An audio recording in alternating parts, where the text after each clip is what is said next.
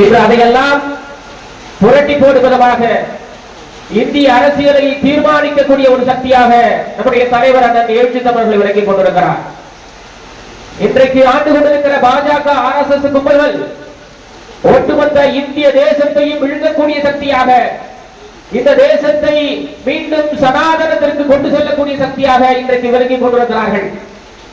எப்பேற்பட்டாவது இந்த இந்திய அரசியலமைப்பு சட்டத்தை நாம் அழித்தொழிக்க வேண்டும் என்று கட்டணம் கட்டிக் கொண்டு இன்றைக்கு களத்திலே இருக்கிற கும்பல்கள் தான் பாஜக RSS கும்பல்கள். அந்த கும்பல்களுக்கு சிம்ம சொப்பனமாக விளங்கக்கூடிய ஒரு தலைவர் யார் என்று சொன்னால் நம்முடைய தலைவர் அண்ணன் எழுச்சி தமிழர்கள் மட்டும்தான். இந்திய பாராளுமன்றமே அதிர்ந்து கொண்டிருக்கிறது. யாரை? அந்த ஒற்றை தலைவரின் குரலுக்காக பாஜக RSS கும்பல்கள் நடுங்கிக் கொண்டிருக்கின்றன. நம்முடைய தலைவர்கள் பாராளுமன்றத்திலே எதை பற்றி பேசுவார்?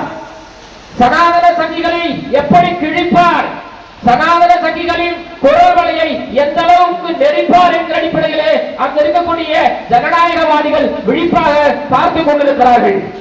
அந்த அளவுக்கு இன்றைக்கு தமிழகத்திலும் இந்திய தேசத்திலும் தோற்றக்கூடிய ஒரு தலைவராக, புரட்சியாளர் அம்பேத்கரின் கொள்கைகளை நடைமுறைப்படுத்தக்கூடிய ஒரு தலைவராக விளங்கிக் கொண்டிருக்கிற தலைவர் தான் நம்மை வழிநடத்தக்கூடிய தலைவர் அண்ணன் எழுச்சி தமிழர்கள்.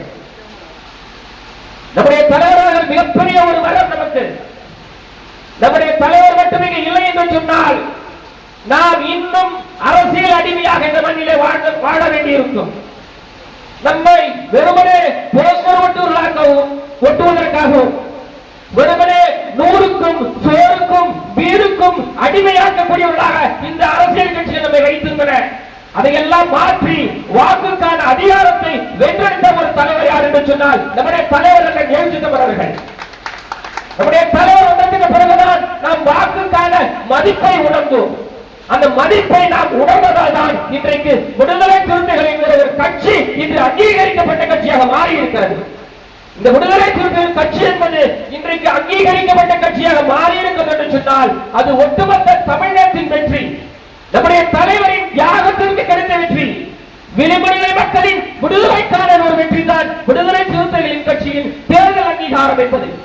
இன்றைக்கு 4 சட்டமன்ற உறுப்பினர்களை பெற்றிருக்கிறோம், 2 நாடாளுமன்ற உறுப்பினர்களை பெற்றிருக்கிறோம். எப்படி? நாம் நம்முடைய தலைவருடைய தியாகத்தால் பெற்றிருக்கிறோம்.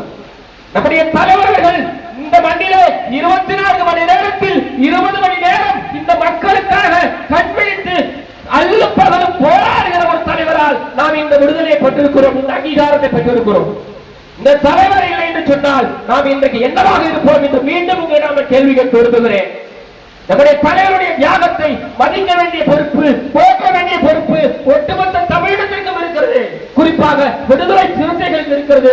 குறிப்பாக விளிம்புநிலை மக்களாக இருக்கிற தாழ்த்தப்பட்ட மக்களுக்கு இருக்கிறது. நமக்கான ஒரு அங்கீகாரம், நமக்கான ஒற்றை குரல் அண்ணன் திருமா அவர்கள்.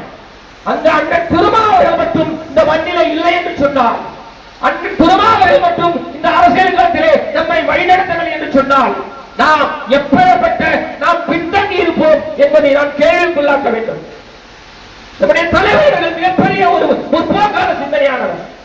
நம்முடைய தலைவர்கள் எப்பேற்பட்டாவது இந்த சமூகத்தை ஒரு முன்னேற்ற சமூகமாக, இந்த சமூகத்தை அடுத்த தலைவருக்கு கொண்டு செல்லக்கூடிய சமூகமாக, இந்த சமூகத்தை அடுத்த பாய்க்கிற்கு கொண்டு செல்லக்கூடிய சமூகமாக மாற்ற வேண்டும்.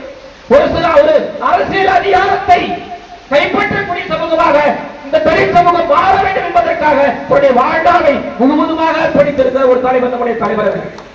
அதற்காகத்தான் நாம் இந்த அல்லும் பகலும் இந்த விடுதலை சிறுத்தைகளுக்காக இன்றைக்கு நாம் இந்த மழையிலும் நம்முடைய தலைவரை போற்றிக் கொண்டிருக்கிறோம், பாராட்டிக் கொண்டிருக்கிறோம்.